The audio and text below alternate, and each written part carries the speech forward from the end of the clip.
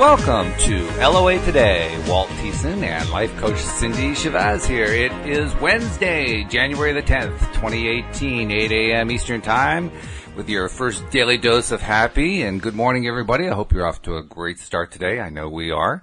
And we've got a different topic from what we've been doing lately. We've been doing topics that were on broader topics in some ways topics that are on the more, interesting stuff like, the making of the money or the attracting of the great health or the house or whatever, that kind of stuff. We've been doing a lot of that kind of thing.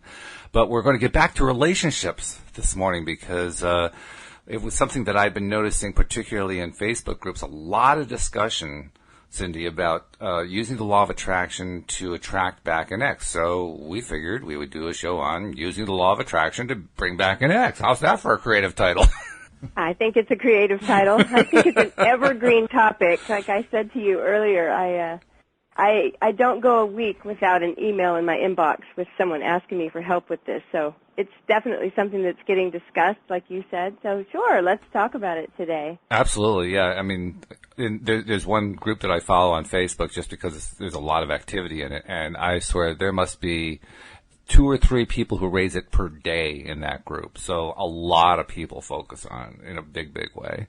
And it's always interesting, the post that accompanies the request for help on it almost always has the same tone to it. And the tone is of, please, I'm desperate to bring this person back. How do I do it?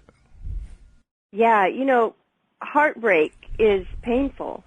It is. And I remember when I was a child, my mom said to me, she said, pain is king. And, I can't even remember. I was a little kid and I can't remember the topic, how that conversation got started or what we were really talking about. But I said, what do you mean? And she said, well, what that means is that when you're in pain, you'll pretty much do anything for it to stop. And when I think about this whole idea, that's where my mind starts out. It goes back to heartbreak. And when people have their heart broken, I've had my heart broken. It's not fun. As a matter of fact, one of the things that I have for free over at my website, which is cindiechavez.com, is a book, Healing for a Broken Heart. Oh, wow. And it's one of the first little booklets that I put together. And I remember one day thinking to myself, I was kind of going back and forth about what I was putting out into the world. And then it just hit me that I really couldn't think of anything more noble in that moment than was to help somebody that was heartbroken find healing for their broken heart, because it's really painful and it's just not a fun place to be. And so I believe that most of the time when you see somebody wanting to find ways to use the law of attraction or actually any other method, right, to get back an ex, it's because they're suffering from a broken heart. And it's painful and they don't like it. And they want to change that.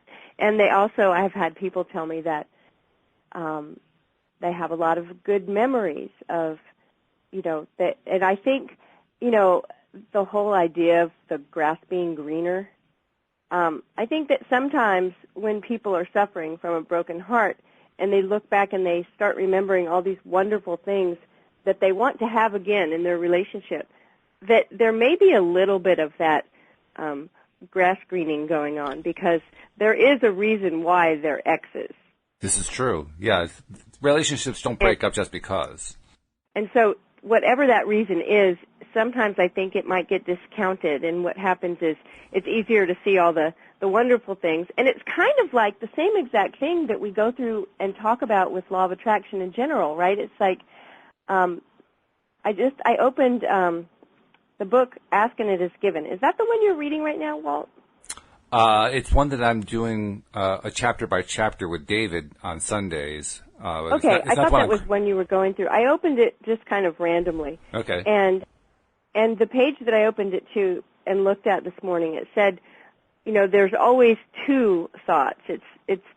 Everything has two different thoughts attached. It's the lack of it and having it. Right. It's like, it's like I want more money.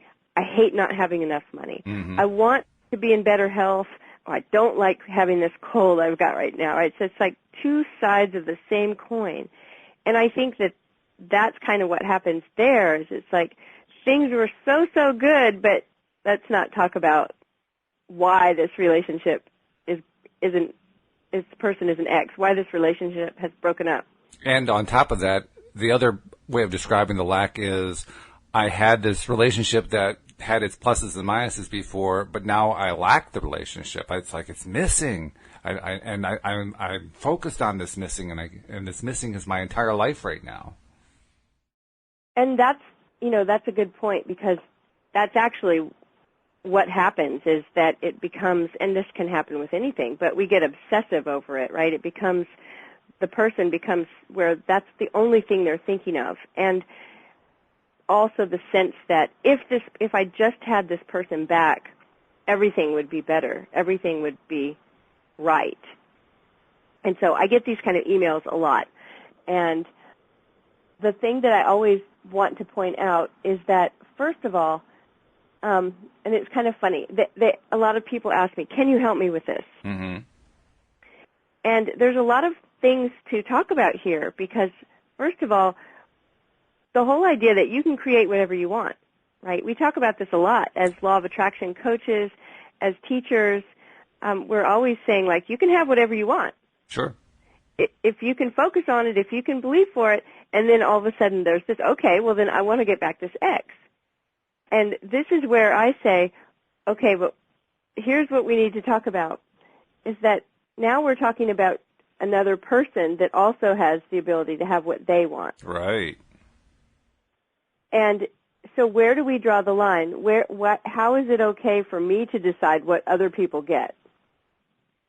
Because a happy, healthy, good relationship is one that is mutually desired by both members. It's the only both kind partners have to want this, right? It's the only kind that's worthwhile. Yeah, and so my friend Jeanette Ma, my very close friend and colleague, has a blog post that she wrote because she gets asked the same question over and over. She is a relationship, or she is a law of attraction coach. She is the law of attraction coach. I tease her that. She's fantastic. But she has a blog post that she wrote called The Voodoo I Don't Do. Oh, okay. And it's very funny because she kind of wrote it in a Dr. Seuss style poem, right? But she gets asked this question all the time, too. And she just says, no, I'm not doing that kind of work where I call it manipulation. I think it gets very close to manipulating another person to come back. And so my question for people that come to me and say, I really want this guy back, and I hear this a lot from women. I have heard it from men as well. But the common denominator, or one of them, like you said, you saw this common denominator is that the tone is like desperation. Mm. Yes, I see that too. And I also see a common thing of like asking, like saying they won't talk to me. Like I text them and they don't text me back. I call them and they won't return my calls. And my question is always, why do you want to be with someone that doesn't want to be with you? Mm. Yeah, it's a great question, and it's one that gets overlooked. Well, it's the question that I asked myself when I was in the same situation of a very, very difficult marriage and divorce. And I was just getting into law of attraction, and I was having some huge wins with law of attraction. Like, it was amazing, and I was excited about it. Mm-hmm. And I had two, grown children that were in college that were doing great. I had a beautiful house. I had everything in my life was going pretty well, and I thought that my relationship was going pretty well, but it had been becoming more and more stressful. And then suddenly my husband just said, I don't want to be married anymore. And that was really difficult, and I was really heartbroken, and I decided, what can I do? What can I do to fix this? Mm-hmm. What can I think? How can I focus? Sure. What am I doing wrong? What can I do to fix this? And I really was giving it my best shot. And it wasn't working. Things were not getting better. As a matter of fact, things began to get much, much worse. Ooh. And I realized that I didn't really have strong boundaries at all. And so I began to put those boundaries in place and strengthen them. I began to do some things in my life, especially with law of attraction, that created a sense of empowerment. And the more I did these things, the worse everything seemed to get relationship-wise. And that's not a fun place to be either. And then one day I asked myself the question that really, it's funny, as a coach, I ask people questions, and you know, once in a while I'll have somebody tell me that a question was so powerful it just changed their whole thinking. That's a great experience, but this is a question I asked myself. I said, suddenly it was like my higher self spoke to me, why do you want to be with someone that doesn't want to be with you? And everything shifted at that point.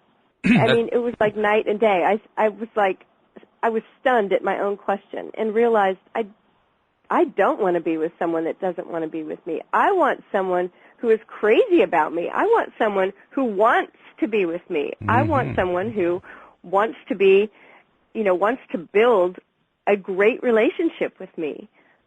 Someone who's mutually interested in the idea of a happy, healthy, wonderful, fun-filled relationship. And that's what I have now for the past 7 years, and it's been wonderful and amazing, and I love every minute of it. It's so different. And so that's my thing is, can you use law of attraction to win back an ex? My idea is, if this ex is someone who doesn't want to be with you, then that's the real issue that needs to be dealt with. And by the same token, if it's somebody who does want to be with you, you're not going to have to win them back. Right. If you're the person that's decided that the relationship isn't working for you, because remember, if one of you thinks the relationship isn't working, it's not working. Right. And, I mean, that sounds pretty obvious, but apparently it's not to some people. Well, it's not when you're in the middle of that broken heart. That's the thing. Exactly. And that's the thing, is that when your heart is broken, it affects the way you think and the way you feel. And so when people say, you know, that they really want this person back and the person they want back doesn't want to be with them, then there's a problem. So sometimes people will say, well, my spouse thinks that our relationship isn't working, but I think it's working fine. Well, if one of you thinks it's not working, then that needs to be dealt with. It rarely is. So I stand with my friend Jeanette in that's the voodoo I don't do. You raised an interesting question there. I got to ask you before you move on. You raised the word boundaries. And that's a really, really important topic, one that I think it's glossed over. And I suspect if we were able to see into the questions behind the questions, the events behind the questions of people who are asking, how do I attract back an ex, we would probably see a lot of boundary issues. And I suspect that in many cases they aren't even clear what a boundary issue is. So let's define it. What is a boundary issue? Oh, I'm so glad you said that, because you're absolutely right. A lot of people don't have strong boundaries. A lot of us don't. And here is what I believe makes a strong boundary. And it's important. And that is that a lot of people realize that they need stronger boundaries, and they think that a boundary is to keep someone else, to change someone else's behavior, right? Like, in other words, well, I'll give you a story that I tell to a client that makes a lot of sense about boundaries. Okay. And why we set them and how we use them and what intention we have when we set them to make them work. Because, of course, having boundaries that are weak or don't work, that's like having, you know, a fence in your yard that's trampled down and everyone walks right through it. That's good. Right? That's right. Yeah, it's exactly what it is. So we think of oftentimes in relationships, people think of boundaries like that fence. So it's like I'm putting up a fence to keep intruders out.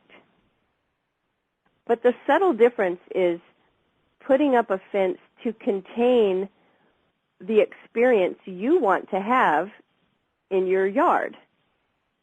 So I'm putting up a fence so that in this yard I can grow this beautiful garden and I can have this nice swimming pool or whatever's in there, right? I mean, I'm speaking metaphorically, but I'm creating an environment that I want to live in inside this boundary. Instead of I'm making this boundary to keep all this stuff out. Now, it will keep things out, but the story that I've told that seems to be really effective is a story about an imaginary person. We'll call her Mary. And Mary lives at the top of a hill, and at the bottom of her hill is a little cafe, and she loves their food. And she works from home, and she has this wonderful schedule, and when she gets done at about 6:30 every day, she walks down the hill, and she eats dinner at this little cafe. Well, the thing is at the cafe is that the sign hanging on the window says that they close at 6:30. And she usually winds up just rolling in right about the time they close. Oh, dear. But she knocks on the window, and they come to greet her, and they're always smiling, and they love her, and they're so happy to see her, and they always open up for her, and they put out a spread of food for her. And so, she's special, right? They care about her, they love her, they let her in after the sign, and they serve her food. And hey, man, it's perfect for everybody. But what she doesn't know is that in the back room, after they open the door and they go back to get her food, they're all back there grumbling. They want to go home. We're supposed to be closed at 6:30. They're grumbling, and they're not quite happy that they can't get on with their own life and live that part of their life, the part after work, because Mary's sitting out there. Right. But they put the smile back on, and they come out, and they tell her how much they love her, and they serve her the food. Okay, now, some people would say, Mary doesn't have any boundaries. She shows up when the door says they're closed. Well, no, they don't have any boundaries. Yes. They have weak boundaries because they open the door, right? Right. I guarantee if they at some point would say, sorry, we're closed at 6:30. If you want to eat, you have to be here at least by 6 so we can serve you. Will she stop coming? Maybe. Maybe not. Maybe for a while she'll still come and knock. But if their boundaries are strong and they say, sorry, we close at 6:30, eventually she'll go find somewhere else to eat. And they'll get to go home and have, their life. Now, they're not doing this if they make the intention to change her behavior. What will happen the first time she comes back on that next day and knocks is they'll say this boundary doesn't even work. I put this boundary up and she still keeps coming. Because our boundaries always get tested. If you want to know if boundaries get tested, just put a fence around a playground and see how many kids will go play at the fence. Right. They'll play right at the edge, right? Absolutely, of course. Boundaries get tested. But your boundaries are for you. They're to give you the experience that you're desiring. And then every time we let the boundaries down, and often do it with a smile like the restaurant staff did with Mary, smiling and pretending that everything's okay, because we want to be seen as nice and we want to be seen as generous. But inside, that's not really what's going on. Mm-hmm. Inside, we're uncomfortable, and inside, we're resisting, and inside, we're wishing that we could just go home and have the rest of our life and be done with work or whatever. You have to fit this to your, this is just a story, right? But a teaching story. But that's the difference between a strong boundary and a boundary that has a right intention, the intention of serving you and not of changing someone else's behavior. Yes, I agree. That's really a good example because it shows just how important it is for the person who, like you say, is being friendly and is being kind and so forth, how important it is for them to set boundaries for their own benefit. I would add one other point, which is Mary also does have a boundary issue, but it's a different kind of boundary issue. Her boundary issue is that she doesn't even consider the boundaries of others. Even though there was a sign up there that said close at 6:30, she just blew right past that. She didn't really care about that. So she's probably somebody who has a lot of experience with stuff appearing out of the blue. Like, I went to this diner for years, and then all of a sudden they wouldn't serve me anymore. I mean, where did that come from? That's a good point, because I guarantee there are other places that she would go that are closed, and they're really closed, and they're not going to answer the door. So right. She doesn't go to those places, exactly. Right? Yeah. She doesn't go there. Yeah, good point. And so I like the way you found that. Things happening out of the blue, when really they didn't. Not at all. If we think about this in relationships, and I want to be careful of watching our time today because I know that you've got a message that you want to bring. So actually, I'm going to let you do that now, and then I want to talk about this because this is important. It is important, and that's why we want to take a moment to invite you. If you have been enjoying this and getting value out of this, and you're going to get more, I can promise you, because Cindie is a wealth of information about this kind of thing.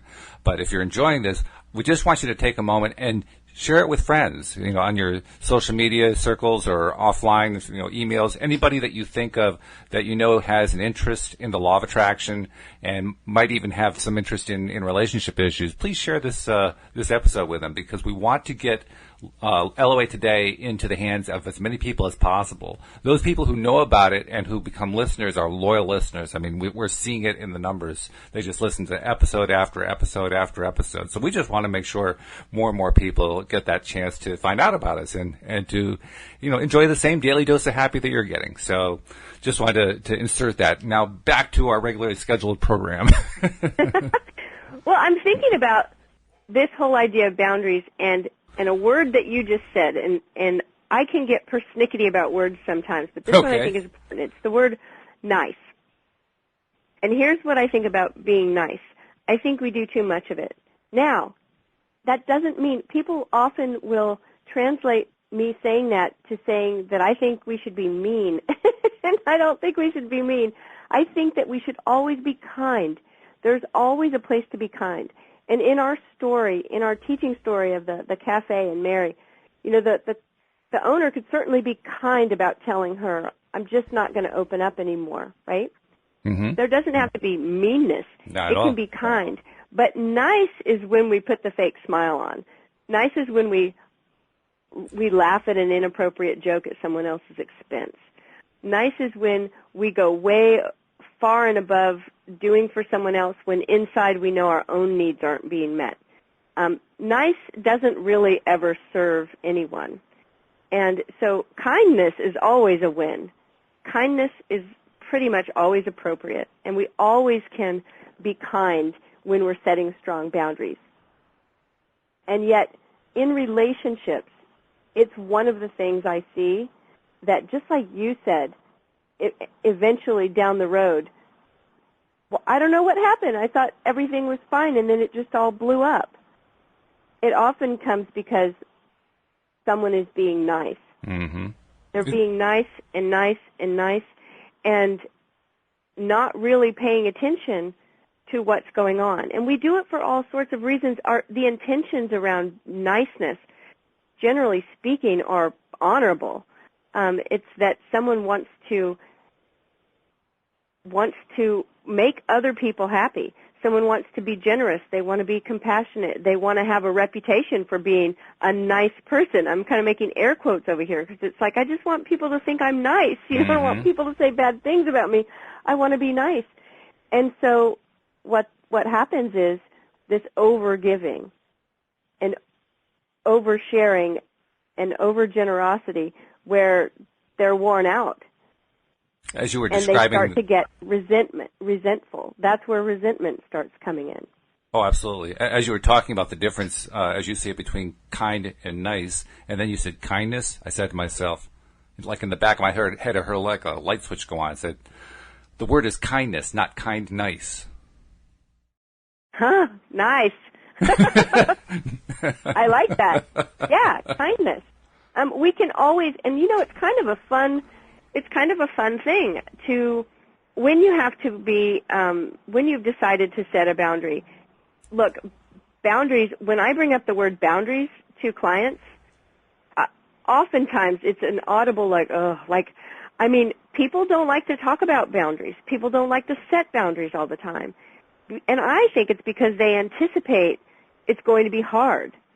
Or I'm going to come off looking like I'm mean. Oh, yeah. I don't want to be mean and nasty. I don't want to be hardcore and go in here and set these strong boundaries. But it doesn't have to be that way at all. Or even I'm going to get kicked in the teeth if I do it. Well, this is the place where the kindness comes in, and even empathy. This is the place where it can become a little bit of a fun puzzle to figure out, okay, what is the kindest way that I can, communicate this? Because it can be. Boundary setting can be done with kindness. And so going way back to winning back an ex, it's important to look at the situation and really be aware of what's really going on. Because, like we said, when your heart's broken and you're in pain, your brain and your emotions can be really erratic at that point. And why is that? Well, think about other kinds of pain. Think about when someone's in excruciating physical pain. Sometimes, their thought processes are going to be a little different than they would be if they weren't feeling so much pain. Absolutely. Going back to my mom saying, pain is king. People will often be willing to do just about anything to just relieve the pain. And so it's important to take some time and take a look at what's going on. Take a look at your own set of boundaries. And I love what Brené Brown says about boundaries.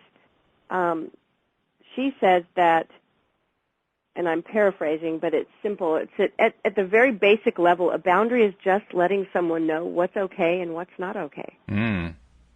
Yeah, that's right. In fact, that thing makes me think of something. You're talking about the little scenario you set up of the diner and Mary, and the diner staff want to be nice to Mary, and it occurs to me, in being nice to Mary, they're actually doing Mary a disservice. Because what they're doing is they're encouraging Mary to believe that if she moves past what she knows to be a good boundary, that it's an okay thing. Right. Which is really not true at all. Yeah, no, and what happens down the road, everything blows up in Mary's face, and she says, what happened? Like, they were always so nice to me. They always encouraged me to come in, and then all of a sudden, wow, what happened to them? And she's looking at them possibly like they're the ones that are going off the rails, right? When really this resentment had been building over time. And so you're right about that, is that they're not doing anyone a service. And when we have weak boundaries or non-existent boundaries, we're really not helping anyone. And so that's one of the things I thought was so striking about what Brené Brown said, is she said oftentimes, she said that what she found, and she's a scientist, if you haven't seen her TED Talk on vulnerability, it's fantastic. And of course she's written some best-selling books, but she is a scientist that has researched things like shame and boundaries, and she puts her findings out there, and she said that it shocked her to find that the people with the strongest boundaries were also the most compassionate people. Which makes sense when you think about it, because you really can't be compassionate without a strong boundary. It seems weird to say that, perhaps, but you really can't be. There's no way to do it. And the people who were the people who were in the diner proved it. They proved that they were not being compassionate. They thought they were. Right. So outwardly they're working on it, right? Yeah. They're like wanting to put the smile on and walk out and be happy and treat their customers well, but inside they're resentful because their boundary's not being honored. And it's not being honored because they're not keeping it strong. They're not honoring their own boundary. Mm-hmm. And that's probably one of the things that we have to take a look at, is that I've heard people say, like, I've asked so-and-so not to call me after 10 o'clock at night, and they don't have any boundaries at all. They just keep calling. I'm like, well, you keep answering. It's your boundaries. You don't have boundaries, right? Let it go to voicemail. And so it's on us to create boundaries that keep us in a place where we can have the experiences we want to have.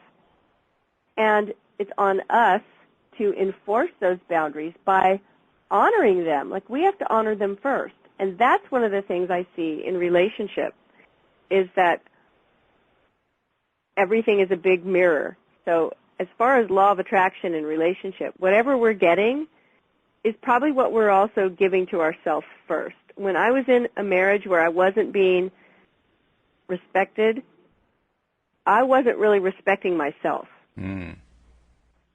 And how do I know that? Because I was staying in a relationship where someone didn't respect me. Right.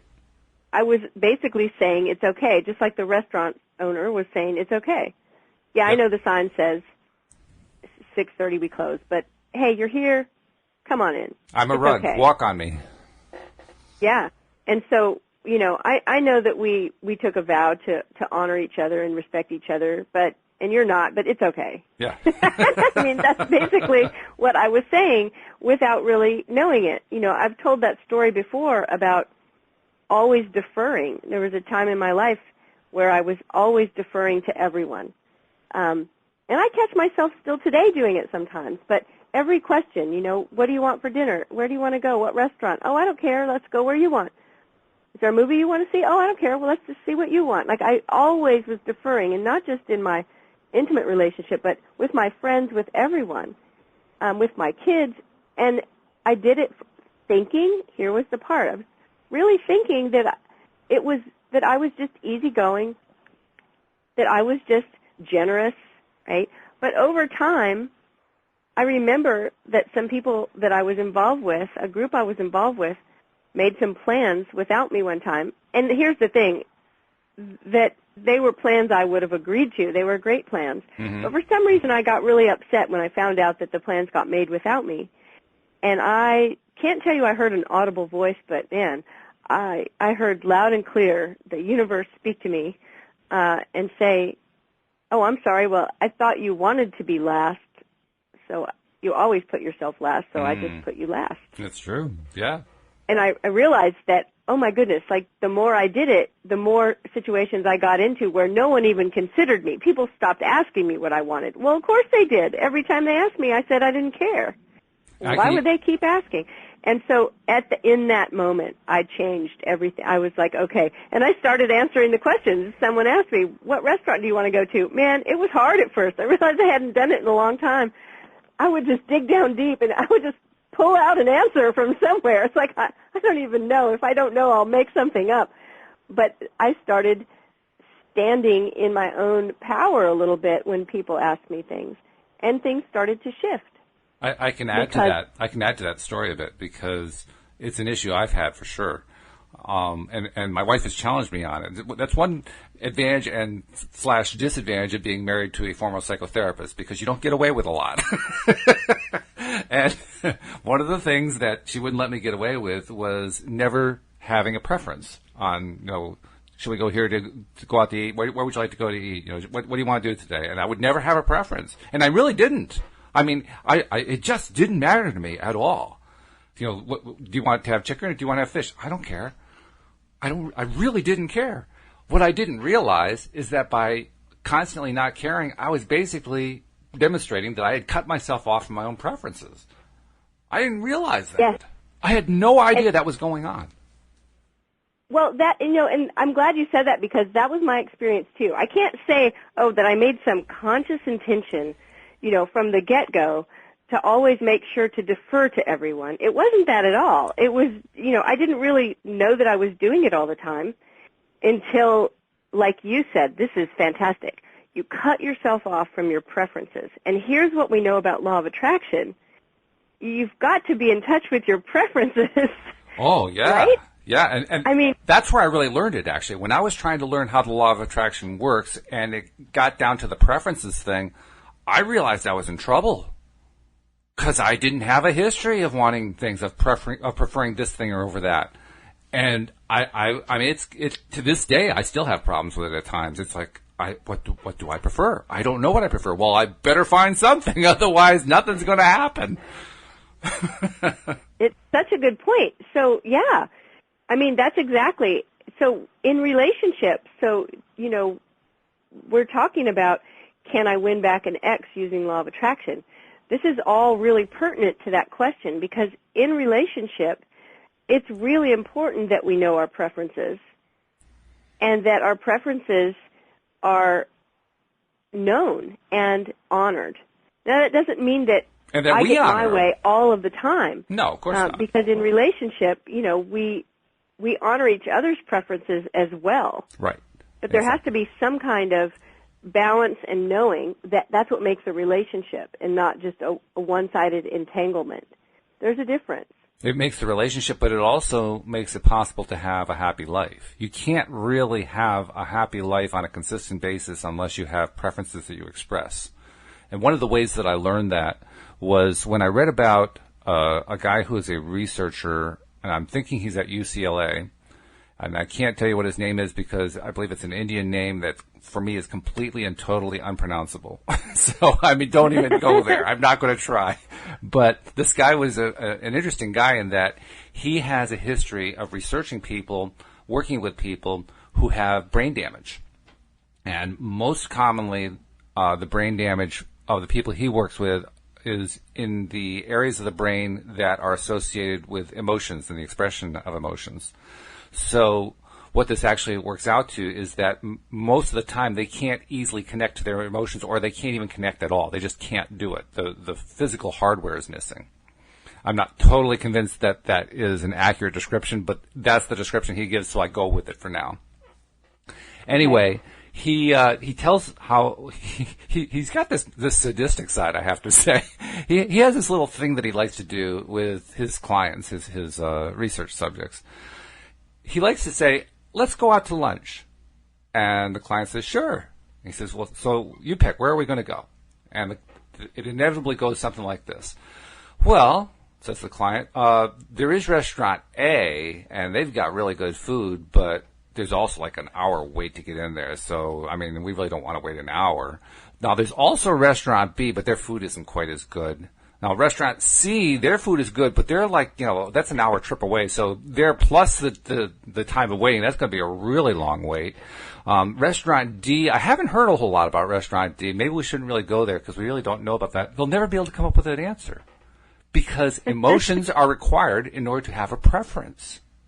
And when I heard that you had to have connection to emotion in order to establish a preference, that's when I realized that the times that I don't establish and express a preference are the times when I'm disconnected from my own emotions. And I said, oh my God. It was just a blinding eye-opener, isn't it? Oh, it really is. It just blew me away. So it's making me think about something that I see happen in relationships, and this is kind of a mind blower for me thinking about it right now. But oftentimes in a relationship where someone is not getting treated the way they desire to be treated, or they're not getting the attention that they need, or they're not getting heard, seen and heard, those being seen and being heard are basic human needs. Right. And I believe that that's why social media has blown up so much, because people go on Facebook or Twitter or Instagram and they feel seen and heard. Yes, right? Exactly. Okay, so when someone is not having that basic human need met within their relationship, then they often kind of numb out to emotion. Yes. Because we don't want to hurt. This is pain is king again, right? It's like it's painful for me to go through life in a relationship where I'm not being seen, where I'm not being heard. So I start to turn those, I'm picturing your virtual mixing board there, right? my emotional mixing board, I'm pulling all those pegs down because I don't want to feel this. It hurts too much. And so we start turning that knob down, those emotions down. What happens then? We lose our preferences. By the way, what Cindy's talking about, when I'm engineering the sound on the show, I literally have a piece of software on my computer screen. It's a virtual mixing board, and it's got little levers that I can use with my mouse to push up and down to increase the volume here or decrease the volume there. So that's what she's talking about here. Well, it's funny. I actually have a client that is a musician and a sound person that said to me one day that they were scoring or keeping track, shouldn't say scoring, just keeping track of how things were working in their life.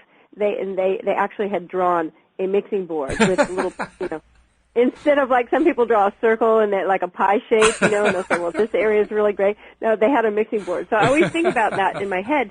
So if you're in this situation where you're not being seen and heard in a relationship, and you start to numb out a little bit because of that, because that's painful, so it's like, I'm not going to let this bother me, then in toning down all those emotions, because often people are worried about expressing emotions that aren't happiness and joy.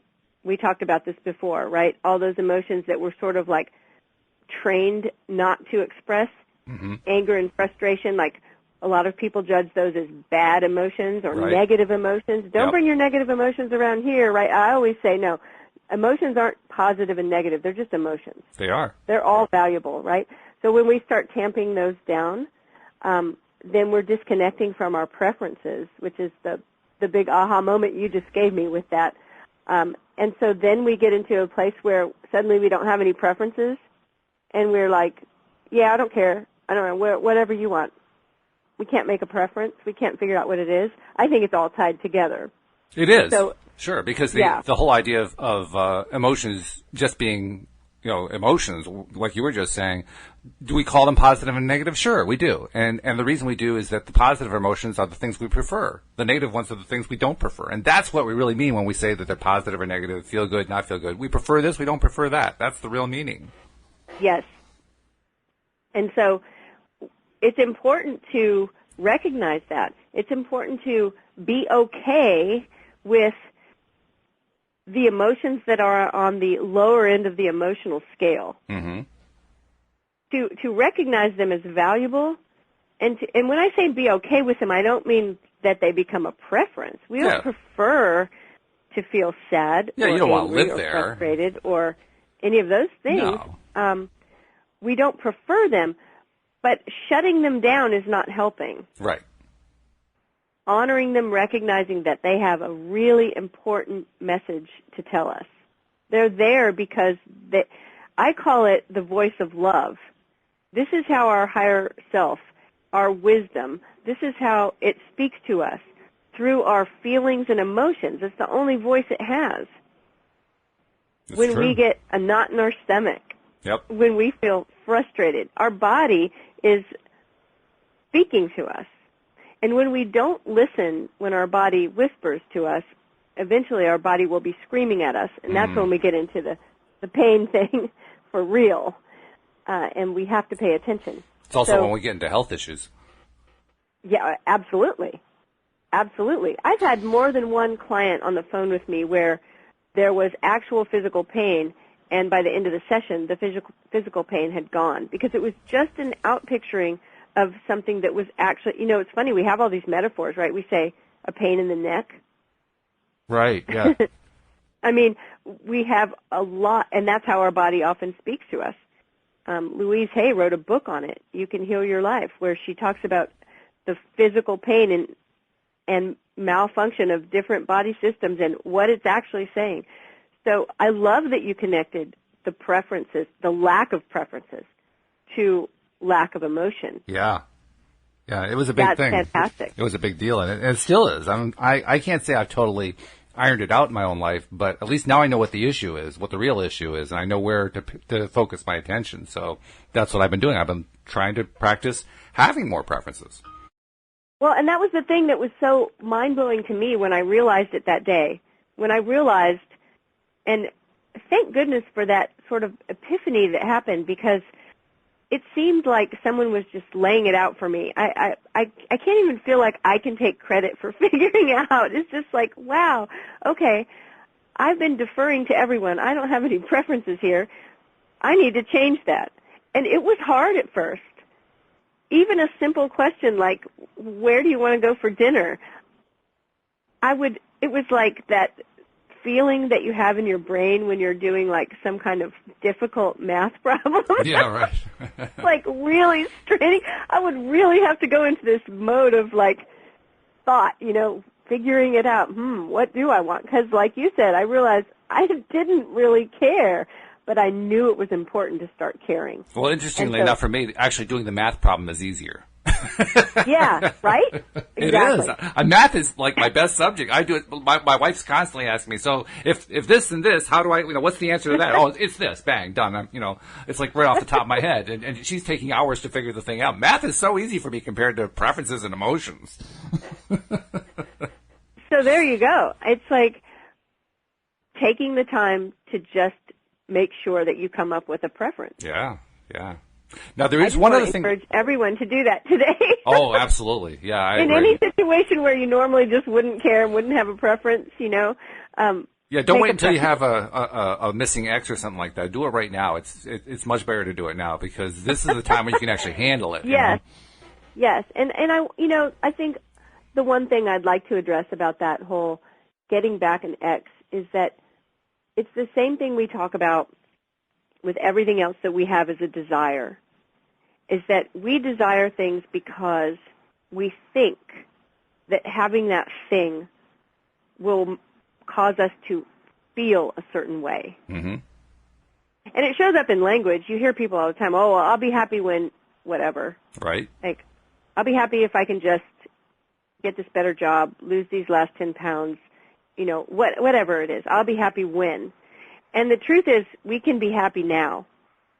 And so when we talk about wanting to get back an X, it's just because we think that if we do that, it will bring a certain experience into our life. So what is that thing that you want, that you think you'll get back when you bring back the X?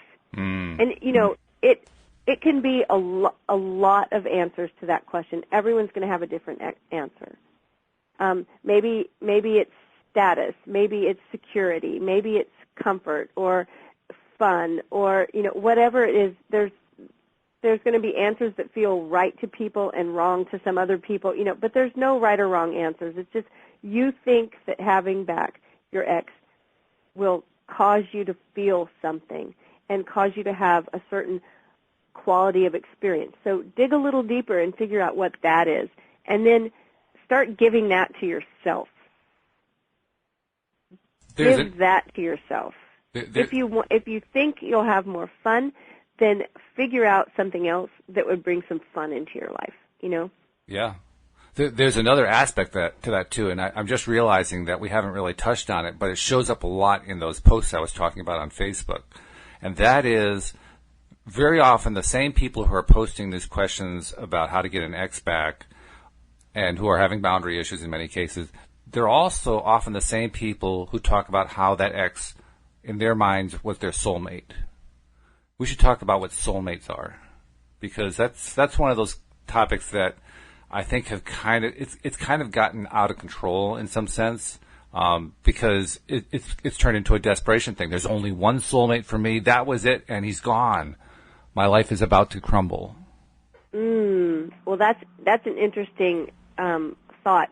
I have been asked before what I think about that and if I believe in soulmates. And there's some differing thoughts about soulmates.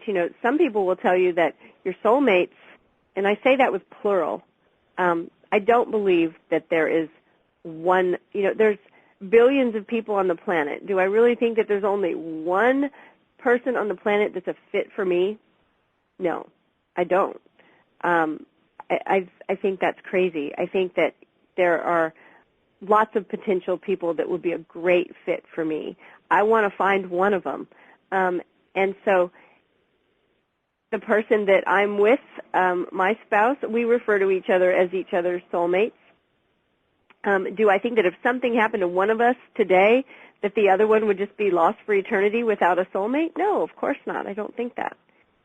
There's also the train of thought or the idea that your soulmate is someone who is going to facilitate the most personal growth in your life. I don't know if I want to think about that too much, because we all know what brings on the personal growth, right? Yeah. Right. So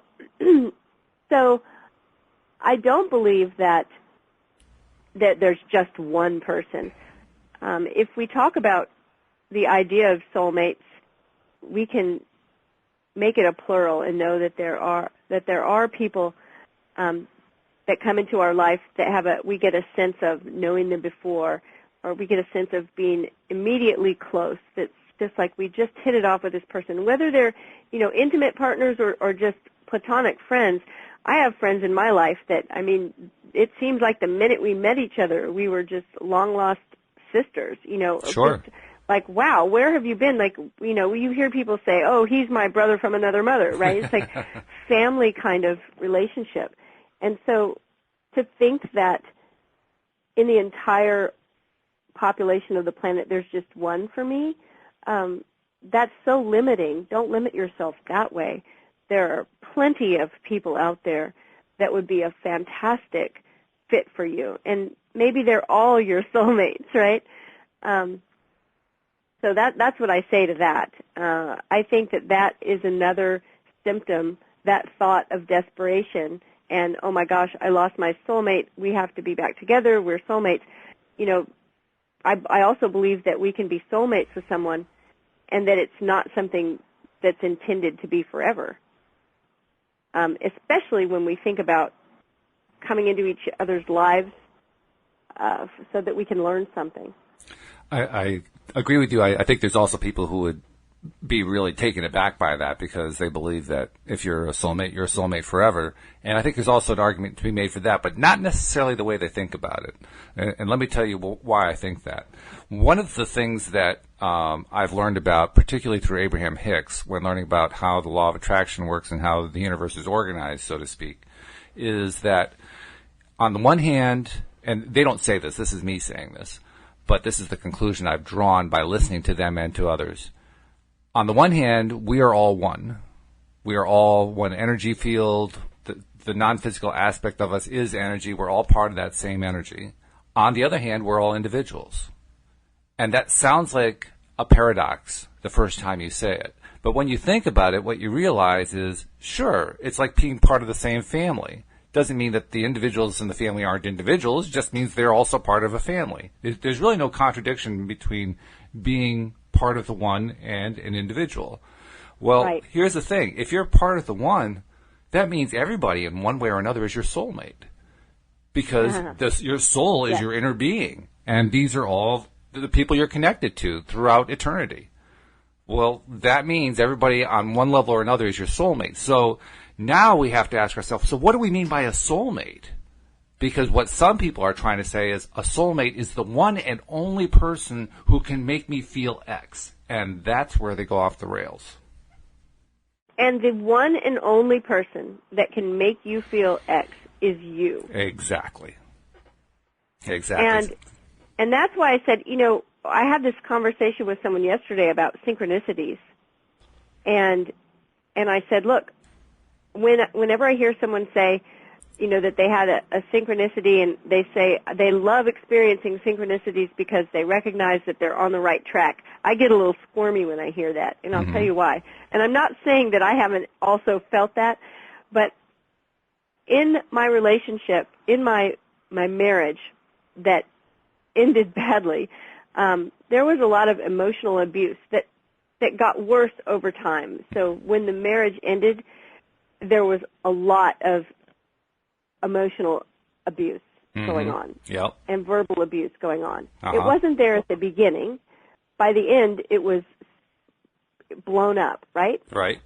At the beginning of the relationship, there were so many synchronicities and so many, just crazy, incredible synchronicities that I let that convince me that the relationship was, that I was on the right track, so to speak. Okay. And at some point, when the relationship stopped being healthy, I looked back at those signs and symbols and synchronicities and miraculous things and used the memory of those things to convince myself, no, that this relationship, it's kind of like the people you're saying. It's like, this is my soulmate. This is where I'm supposed to be. And so if at any point, now look, my whole thing now is that I learned so much, and now I'm an expert on verbal and emotional abuse, and I help people all the time with situations like this. So looking back, I see that I got a great treasure and great value, and am able to help the world because of what I went through. However, it would not have been beneficial for me to stay in a relationship that was not healthy once I recognized how unhealthy it was and that the other person did not want to help fix it. That's right. And so the point I'm making with law of attraction and relationship is that when there are plenty of opportunities for there to be very subtle, I'm not talking about even physical abuse, but emotional abuse, and subtleties like completely being unseen and unheard and not respected in a relationship. And if that's the kind of relationship that you're in and you're convinced that's your soulmate, well, maybe it's for you to learn how to respect yourself and how to set strong boundaries, and then you can be done and get into another relationship that's healthy and happy. And in order to do not so that you can stay in an abusive relationship or one that's not meeting your needs forever. Yeah, and in order to make that transition, that's pretty much why you're staying in that relationship. I mean, if you want to have a real reason why this person is in your life, it isn't necessarily what you think it is. It's that life is giving you the opportunity to face up to this little weakness in your modality that you've set up, and the one that you insist on continuing to replay over and over again. It's going to keep giving you the opportunity to replay it until you finally say, enough, I'm not going to behave that way anymore. I'm tired of it. I'm tired of the result. I'm done with that. And then you and I'm worth more than that, right? And I'm worth more than that, yeah. Yeah. And then you can create the relationship that you want. Will it be with this same person? I'm not going to say no. You might be. Who knows what will happen? When you start treating yourself the way you want to be treated, when you start, giving yourself the experiences you want to have, who knows what will happen? Sure. People change. Yep. And maybe the ex changes and decides to come back. Who knows? But as far as manipulation and using law of attraction to bring someone back, I say you're your own soulmate. Give yourself the experiences that you want to have. Set the strong boundaries. Love yourself. Know that you're worthy of great love. And then see what the universe delivers. Yes. My wife and I met when we were in our 40s, and we often wondered why it took so long for us to meet each other. Why didn't we meet sooner? And after a little bit of exploration of that, we realized neither one of us were ready for the other. We hadn't gotten through the stuff we needed to get through in order to be ready for each other. It takes some doing to learn what it takes to be in a healthy relationship. Some of us did not have role models. Yeah, really. And so, I too met the love of my life late in life, actually, in my 40s as well. And not to say that anyone listening that if you have to wait till your 40s, that's not true either. No. But give yourself the experiences that you want to have.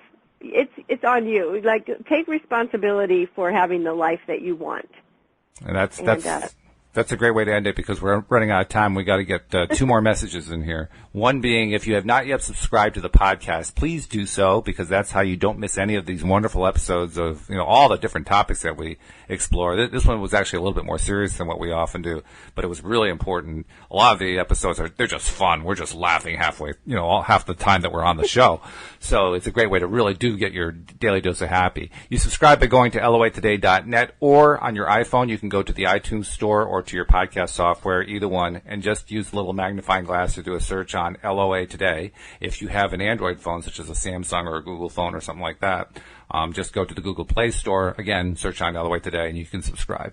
And if somebody's listening who needs a little bit more personal assistance, because these kinds of issues can be really tough, Cindy, how can they get in touch with you for something like that?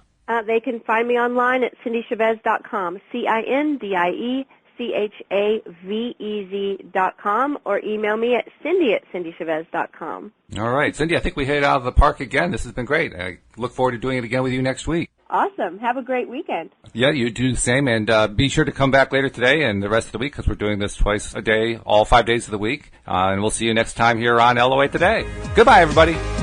Bye, everyone.